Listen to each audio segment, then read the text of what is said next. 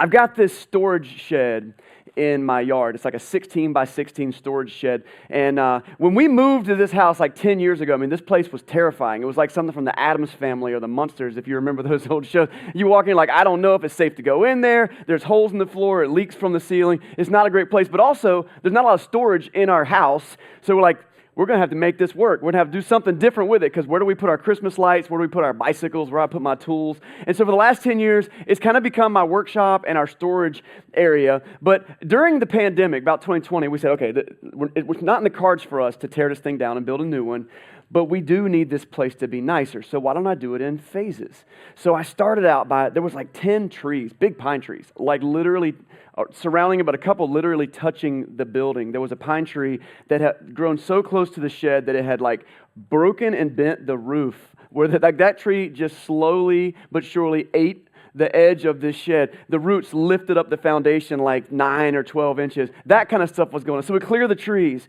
And then I get there with my family and we rip the roof off of this thing. 16 by 16 is a pretty good sized thing. So we tear it down to the rafters, and luckily the rafters themselves are in pretty good shape, but we got to put on like new plywood and new shingles and all that stuff. And slowly we start to rehabilitate this thing. A little bit later we get in there and I start to, the floor was the worst part, but first you got to keep the rain out, right? I get into the floor and I've got to tear up the floor. The joists underneath were just completely rotten. Some of them had terrible termite damage. You might, interestingly enough, know this. Many of you have been in my shed, and you might not even realize it. During the pandemic, while the floor was being ripped up and replaced, I built a little studio in there because we were having church online every single week. Some of you might remember this guy. Anybody remember that scene? Okay, just outside of the shot is absolute pandemonium. Okay, there are several weeks, and some of you who know, I had a little something on the side there that let me know the weeks. It was like sitting on one of those speakers. There was some weeks where there was absolutely no floor underneath me. I was like sitting up on a little platform I'd made, and there's a camera hanging from the ceiling. It's crazy, all right? So you guys have even been in this shed. It has served me very well. Well, a couple of weeks ago, we finally got to the part where like we built the roof, we built the floor. What's left? Walls. I ran electricity to it, internet, it's like in good shape. Walls though, and they were actually the worst part. But like you can't do it without a roof, you can't do it without a floor, so we started there. So now I'm pulling the walls off the last few weekends, yanking the walls off, and the worst termite damage of all is in those walls. I've had to replace the entire edge of 2 of the sides of the actual frame on the bottom. Slowly but surely though, this thing is becoming a brand new, remade space. A workshop that I can actually have hopes and dreams for. A place where we can actually keep our Christmas decorations without mice getting in them. It's going to be wonderful. And I tell that story, 1, because I just like telling stories. 2, because it illustrates the biggest point that I want us to drive home over the course of the next few weeks, is that sometimes to get to the beauty, we got to fight through the chaos. This series is called Beauty from Chaos. And out of the ashes and out of the rubble and out of the mess that goes on in our life, God can do something amazing and beautiful. That's what He specializes in. So if you got your Bible, we're diving into a 4-week study of the book of Ruth. If you haven't been to the book of Ruth recently, no worries. You're not alone, I'm sure, in this room. It is this, I think, 7th book in your English Bible. If you're reading a different language, I can't help you. But in our English Bible, 7th book, right after the book of Judges, just before the stories of Samuel and the kings and all that stuff, you get into the book of Ruth. I'm not even going to give you any background on it, because here's what we're going to do. We're actually going to read the entire first chapter today. Over the course of the next 4 weeks, we're going to read together the whole book of Ruth, every single word, out loud together in this room. Something we don't do as often, because so many of the things we cover are like just so much more, and we don't have as much time. And so in your personal Bible study, I would encourage you to try to read through the book of Ruth over the course of this month at least, maybe even over the course of the next week. But today, you get a freebie. We're just going to look at the whole first chapter together and see where that goes. So let's do this. This is Ruth, chapter 1. Let's see what happens to find beauty from chaos. In the days when the judges ruled, there was a famine in the land. So a man from Bethlehem in Judah, together with his wife and 2 sons, went to live for a while in the country of Moab. The man's name was Elimelech, and his wife's name was Naomi, and the names of his 2 sons were Mahlon and Chilion, and they were Ephrathites from Bethlehem in Judah. And they went from Moab to live there. Like many books in the Bible, the first section gives you kind of the who, what, when, where of what's going on. So let me bring you into some context of this thing. Who, what, when, where. First of all, when. He starts off with this phrase, in the days when the judges ruled. if you were to flip back just a single page in your Bible, you'll get to the book of Judges, and this was a dark time in the nation of Israel. The people of Israel were in this cycle of rebellion and then redemption from God, and they're constantly running away from Him and running back to Him. And it's this really bad situation happening with the people there in Israel. Many of them are turning to false gods. They are really still fairly new out of Egypt. They had been slaves in Egypt for over 400 years, and they were still trying to recalibrate their brains. What does it mean to serve the God of Abraham, the God of Isaac, the God of Jacob? How do we serve this God? And they didn't do really good at it a lot of the times. And so God sends these judges, many of them are kind of military leaders, to come and rescue them from other countries and from themselves a lot of times and remind them to turn their hearts back to God. It is a time of moral chaos, moral instability for the nation of Israel. That's when it is. Where is it? We see two places listed there. The first one you see is Bethlehem in Judah. Bethlehem. And the second one is Moab. So let's talk about first Bethlehem. Sound familiar? Anybody heard of Bethlehem? It's very famous for two reasons at least. Honestly, the original reason it was famous is because it's the hometown of King David. That's where King David grows up. And so a lot of stories happen in and around the Bethlehem region. Spoiler here, David hasn't been born yet. But because of the events of this book, David's going to get to be born. Okay, so if you don't already know the story of Ruth, hold on there. This is actually a really pivotal key point in the nation of Israel's history because of what happens with that family. The second reason, and probably the reason that most people have heard of Bethlehem, is because who else was born there? Yeah, Jesus. Oh, little town of Bethlehem, right? And so there in Bethlehem, Jesus goes to Bethlehem, his family, his mom and dad, to be counted for the census because that was their family's hometown. Because Jesus is from the house and the line of David. So that all connects. So the story of Ruth happening in and around Bethlehem in Judah, which is the name of their country for the Israelites, that's where it begins initially. But then the second place, Moab. If I could teach you anything about Moab, it would probably be this. It ain't Judah. It ain't Judah. Moab was a place that was synonymous with evil and rebellion against God. In fact, the first time we kind of understand who Moab is, here's a little bit of Bible history. If you kind of know the story of Lot, a guy named Lot and his daughters, and this really weird story that happens between them, okay? You can look it up. It's weird. It's PG-13 or R at least, okay? And then and at the end of that story, some children are born. Those children become Moab. So when the Jews think of the Moabites, they're like, it's an embarrassing, despicable story, and we don't want to. But then every time the Moabites are brought up throughout the rest of the Old Testament, it's always negative. It's tied to some vile sin or their worship of other gods. And most recently, there's been this Moabite king who has kind of been ruling over Israel, and it's kind of rough. And so there's a lot of negative things there. And so what there is to understand about this is no Jew in a good situation would willingly move to Moab. But there's a famine going on. This is the what? There's a famine going on. There's no food, no jobs, no stability, the economy's crashing all around them. And so I don't know that we're supposed to read into this that Elimelech and Naomi and their boys, that they've been unfaithful and made a bad decision by going to Moab. It actually just highlights the state of how bad things were. They're like, man, it was so bad in Bethlehem that we had to pack up and move to a place that we would never even speak of before. But we got to go there because we need jobs and we need food and we got to get over there. And so that's the what? That's the situation. So that's what we kind of pick up in the first couple of verses. And then sadly, it jumps right in. This story starts in tragedy. This is the story of Ruth. We pick up at verse 3. Now, Elimelech, Naomi's husband, died. It's sad. And she was left with her two sons. We don't know how old they are, but just the three of them now. They've moved from their hometown. They're in Moab. They're kind of outcasts, outsiders, and dad's gone. Well, verse 4, the boys married Moabite women. One was named Orpah. The other's name was Ruth. And this would have really stuck out to an early reader of this story that was Jewish because it was literally against Mosaic law, the rules that the Jews follow. It was literally against the law for a boy to marry a Moabite woman. And it was explicitly said, you shall not marry Moabite women. Like not one of the 10 commandments, but there was all these like dozens and dozens of other, guidelines that Moses has given them. And he's like, seriously, this is a group of people we don't need to intermix with because of their faith and the way that they treat people and the way they view the world. But they're in Moab, and what are you to do? When in Moab, married Moabite women, I guess. That's what they did. And so they married a couple ladies there, and we meet them, Orpah and our hero, Ruth. Then more tragedy strikes. After they'd lived there about 10 years, both sons, Mahlon and Chilion, also died. And then Naomi was left without her two sons and without her husband. I mean, where are we? Like 5 verses? This is not a happy story. We're in it. So this poor lady Naomi is far away from home and her husband's gone. That's terrible. That's tragic. Now her sons are gone. And that's just, I mean, no one should have to bury their children. The initial pain of that is only the beginning. Like then there's like this social and economic problem. This is ancient times.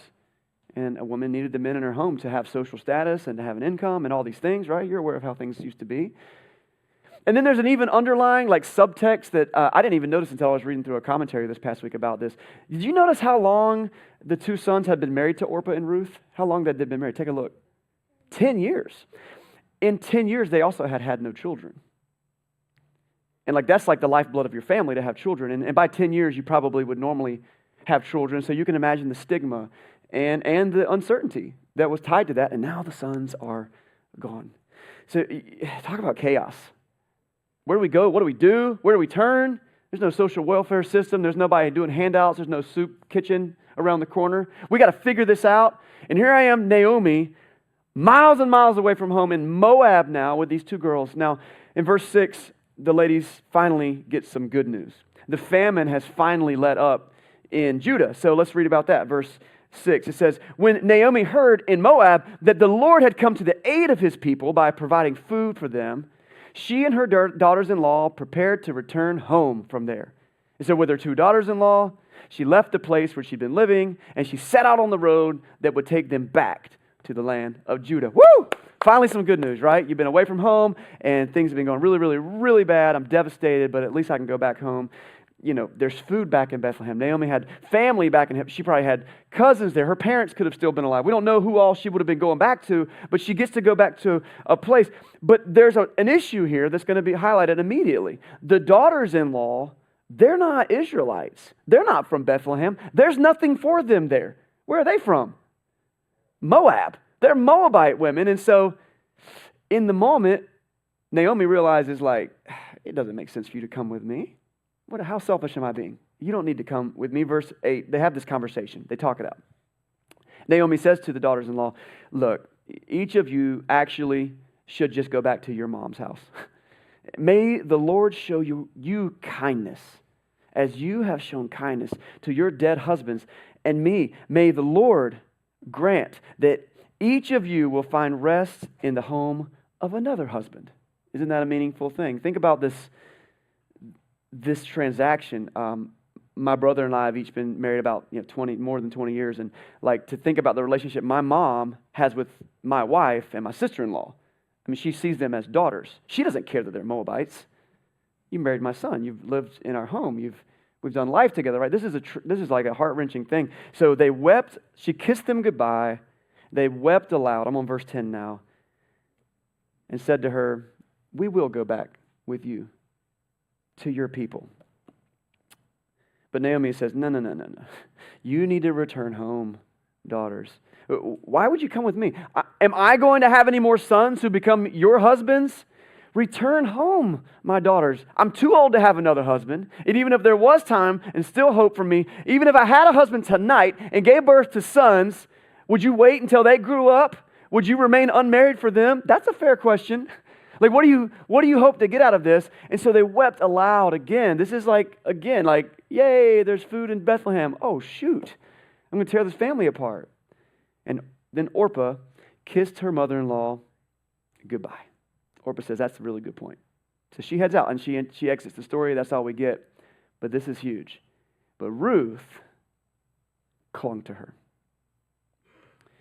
Orpah sees the situation. She's like, you know what? I love you. You're family to me, but you are very logically making sense. I need to go back home. But Ruth has a different thing. Finally, here she is. This is the leading lady of our book, and we're going to get introduced to her character and what she's all about. Verse 15. Look, said Naomi. Your sister-in-law is going back to her people and to her gods. You should go with her. But Ruth replied, don't urge me to leave you or turn back from you. Where you go, I will go. Where you stay, I will stay. Your people will be my people. Your God will be my God. And it's this loyal love that we see from Ruth that is the reason that her name is in the Bible around the world today. Because of this little decision she makes right here to remain loyal. So when Naomi, in verse 18, when Naomi realized that Ruth was determined to go with her, she stopped urging her. And so they set out. The two women went to Bethlehem. When they got to Bethlehem, I don't know how long it's been, 15, 20 years maybe. When they got to Bethlehem, the whole town was stirred up because of them. And the women exclaimed, could this be Naomi? But she says, don't call me that. Don't call me Naomi. You should from now on call me Mara. Because the Almighty has made my life bitter. In Hebrew, the word Mara means bitter. She changes her name over this thing. She said, I went away full, but the Lord has brought me back empty. So don't call me Naomi. The Lord has afflicted me. The Almighty has brought misfortune upon me. She's broken. I mean, she's over it. She's sick and tired, and she doesn't want to deal with it anymore. And she's like, I'm just going to go sit and be miserable. You can call me bitter from now on. And then we wrap up the chapter. So Naomi returned from Moab, accompanied by Ruth, the Moabite, her daughter-in-law, arriving in Bethlehem as the barley harvest was beginning. That's a cliffhanger because actually the barley harvest is a big deal in chapter 2. Okay, so just if you read ahead, you'll see that harvest is going to make a big difference in these ladies' lives. But that's chapter 1. You did it. Good job. Chapter 1 of Ruth, we just read it together. What do we do with that? So there's probably a lot of different ways we could study the book of Ruth. We could dive into it a couple different ways. But what I'm going to attempt to do over the next 4 weeks is for us to pull out character traits of the people that we read about that reflect the character of God and see how we too could live out that godly character. In fact, I'm convinced that the reason that this book remains in our Bible is this is not just a story about a couple of widows and how they somehow survived. It's actually a story about God's loyal love and how it's like mirrored through the life of this woman, Ruth. Loyal love. So to do that, I want to teach you today's word. It's a Hebrew word, all right? You want to learn some Hebrew today? I don't know a lot of Hebrew, so you're learning it with me. The word is chesed. Everybody say chesed. And you kind of say it with like a silent K at the beginning. Try it again, chesed. Yeah, so now we're all Hebrew scholars. Don't tell anybody that. It's not true. Okay, it says chesed, and I've got a couple of words there for you. Love, kindness, loyal love.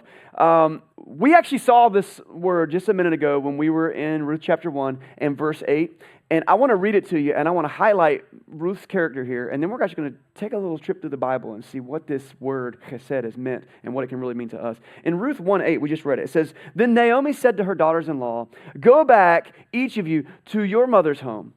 May the Lord show you kindness as you have shown kindness to your dead husbands and me. That word kindness is chesed.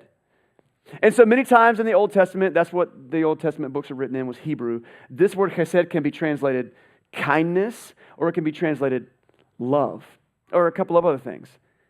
And this word here is translated kindness. In English, we have one word for love. We're not real creative with our word for love. Like, I love a new pair of socks. Woo! I love pizza. I love the Dallas Cowboys, despite myself.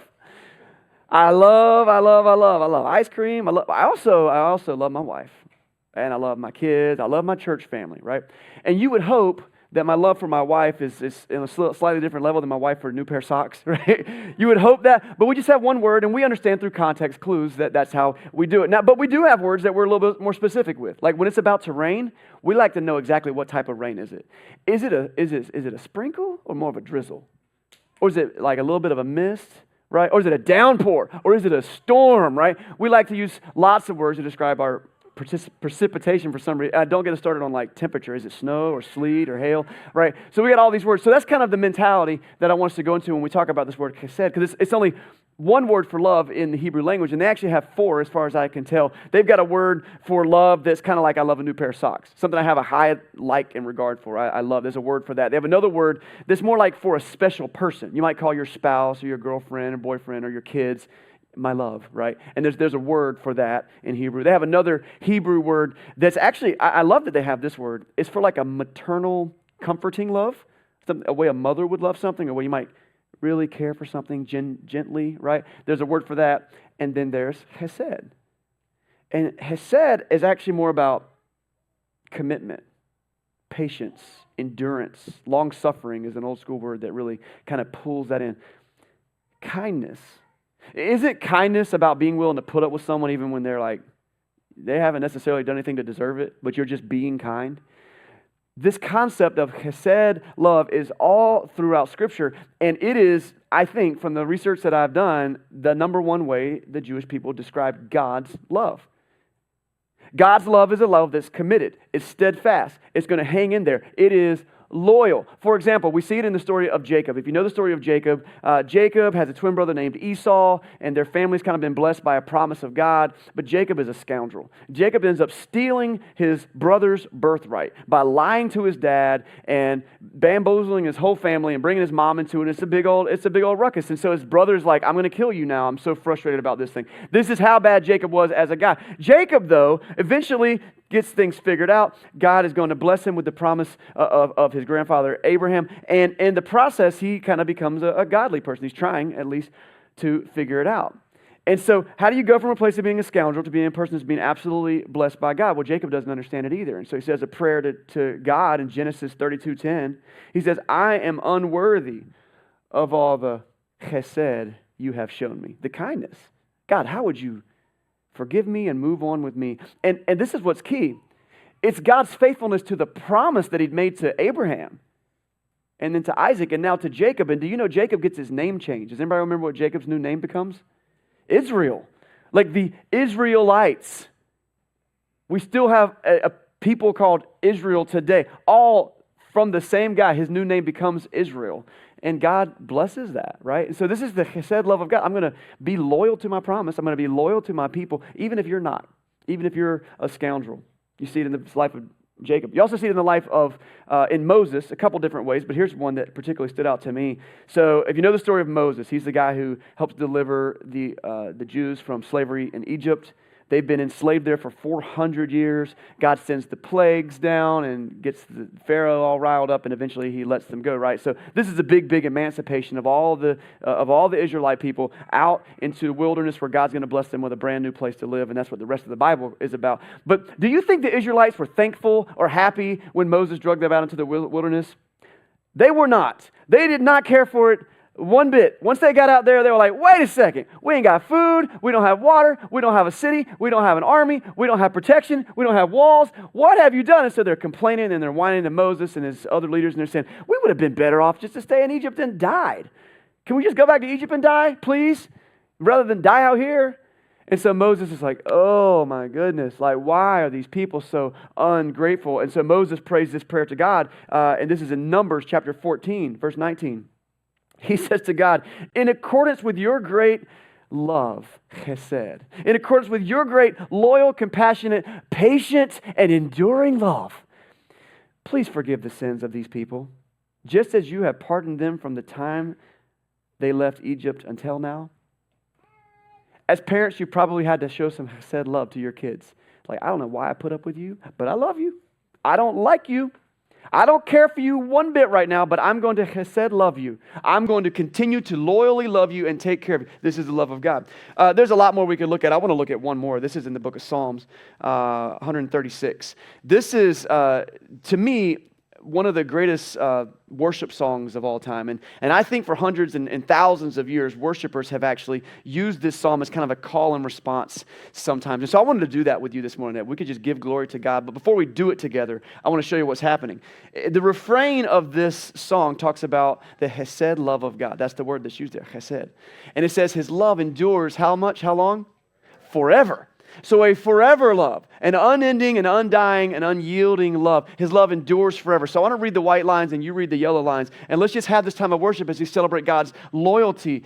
Give thanks to the Lord, for He is good. Give thanks to the God of gods. Give thanks to the Lord of lords. To Him who alone does great wonders. Who by His understanding made the heavens. 26 times in a row. Can you imagine doing that song on Sunday morning? 26, and you keep on reading it, go look it up. 26 times in a row, the refrain is, His love endures forever. His love endures forever. His love endures forever. His love endures forever. And on it goes. And it's an interesting thing because, is this song going to last forever? Like, how long are we going to do this? But I believe that it's just a reminder of the nature of God's love. I think it's the most common word used to describe God's love. Almost 250 times in the Old Testament, this word is the one that they choose to use to describe God's love. And we see the loyal love of God playing out in the story of this poor, widowed woman named Ruth.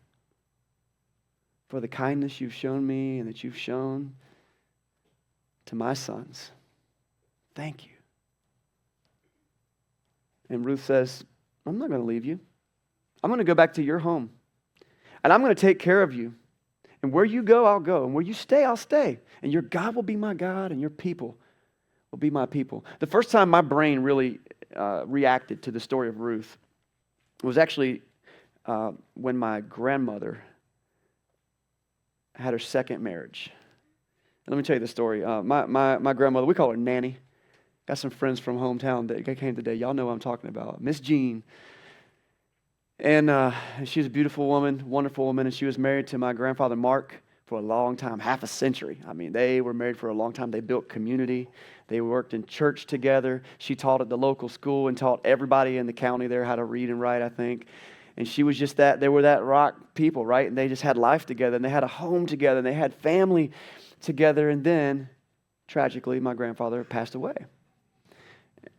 And my grandma didn't know what to do, man. She didn't know what to do with herself. I mean, Lindsay and I would go over to her house. She didn't want to leave the house. She didn't want to go in. All she wanted to do, some of y'all can understand this, and I don't blame her. She just wanted to stay home and eat ice cream. That's all she wanted to do. She had cherry vanilla ice cream. I'm talking about, I didn't even know they made this. Vanilla ice cream with cherries in it. What a great idea. And she had so many of that in her refrigerator. I'm like, I think that's too many of those. You should buy them one at a time. And she'd eat just Cool Whip. Comfort food, man. I mean, she was devastated. What do I do? Where do I go? My life is gone. It's over. I can't leave my house. I don't want to go to church. I don't want to see my people.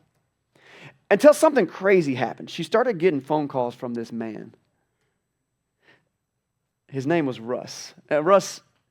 Russ and his wife had been good friends with my grandparents for decades. And his wife had recently passed away too. And he knew the pain she was going through, and so he called to check on her. He says he called to check on her. I think we all know what was going on there. But he called to check on her. Before long, she's like, she's got a little skip in her step, and we're talking to her. She's like, oh, yeah, Russ called me about me. He sent her flowers and chocolates. And my man lives in Texas, but he's making trips to see this woman.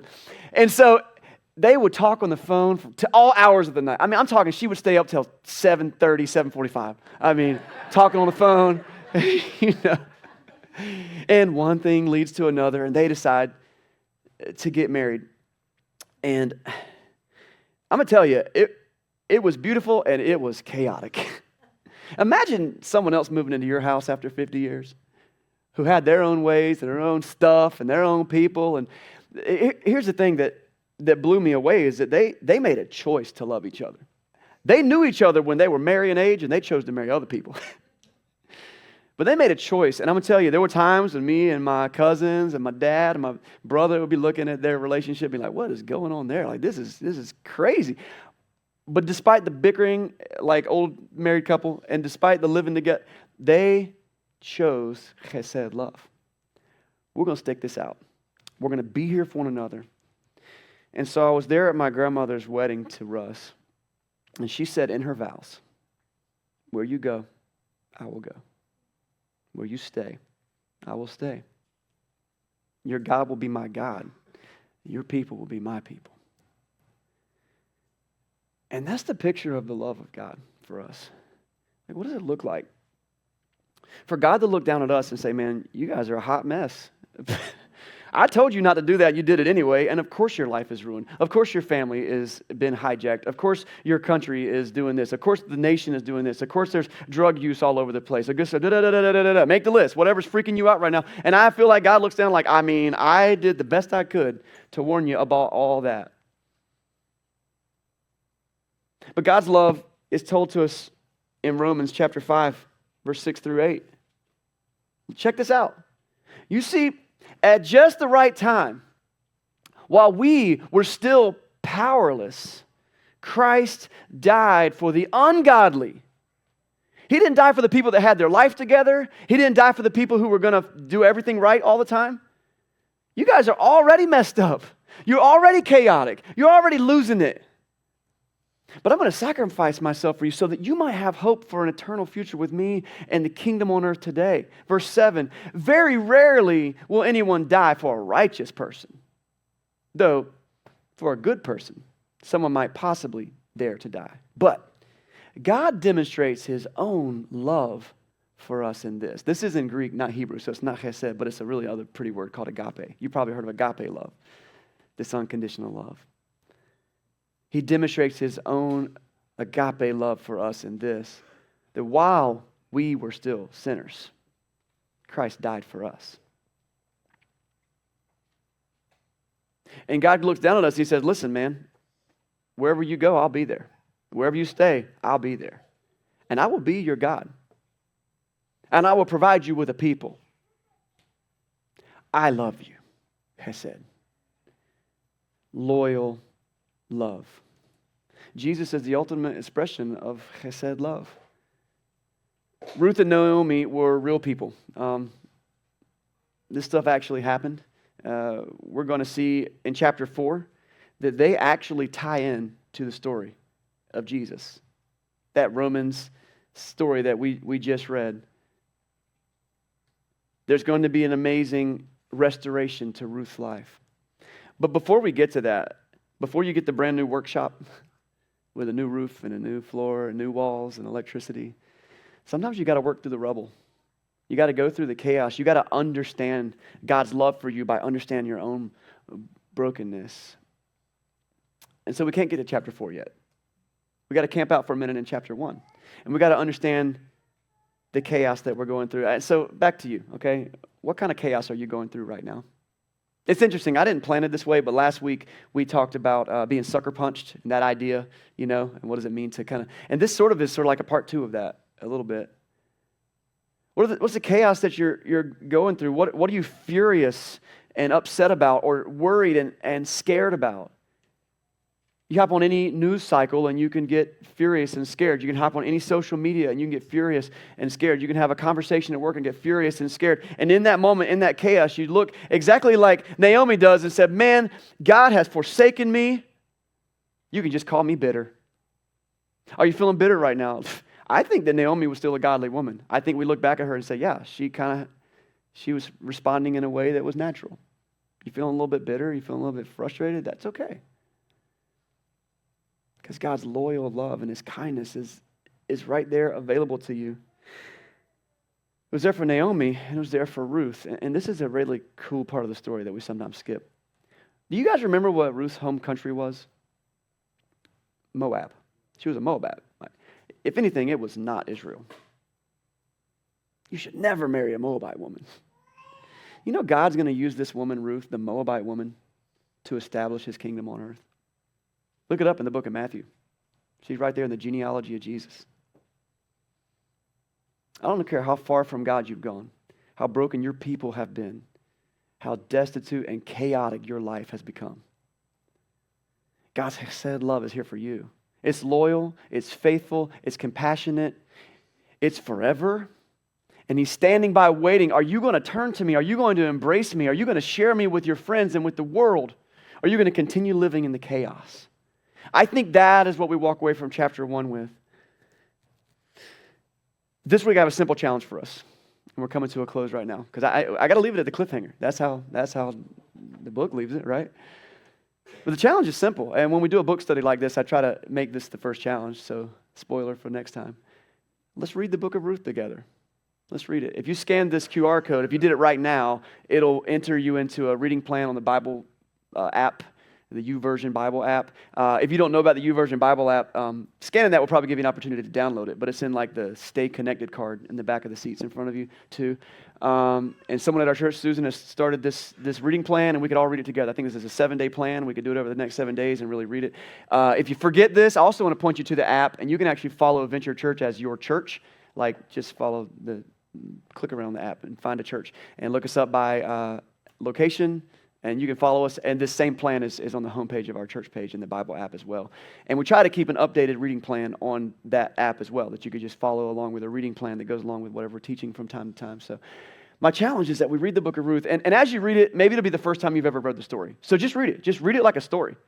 Read it like just any old book that you would read, so you can understand the story. We got a month of this. You can read it a second time. When you read it a second time, or if you've already looked at it before, my challenge for you is to look for the fingerprints of God through the characters in the book. What are they doing? Why do you think God preserves this story the way that it's preserved? I think it's because the people in the story teach us about the character of God. And for this week, let's live out that loyal love and let's lean in to the loyal love of Jesus. Let's pray.